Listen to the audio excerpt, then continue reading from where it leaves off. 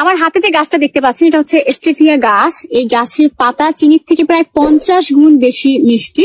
অনেকেই আপনারা এই স্টেভিয়া গাছ সম্পর্কে জানতে চেয়েছিলেন। জাপানে তাদের চিনির যে চাহিদা তার প্রায় 40% পূরণ করে থাকে স্টেভিয়া গাছ থেকে।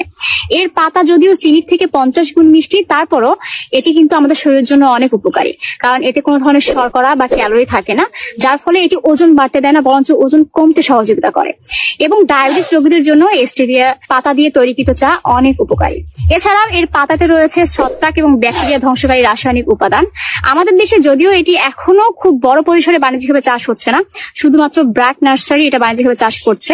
এবং অনেক জায়গাতেই এই স্টেভিয়া পাতা কিন্তু আপনি শুকনো পাতা ক্রয় করতে পারবেন, যেগুলো আপনারা চিনির বিকল্প হিসেবে ব্যবহার করতে পারেন। আমি এখন আছি নাটোরের লক্ষ্মীপুরের খোলাবাড়িয়া নামে একটা জায়গায়, হালিমা নার্সারিতে, যেখানে এই স্টেভিয়া গাছ আছে। এছাড়াও এর আশেপাশে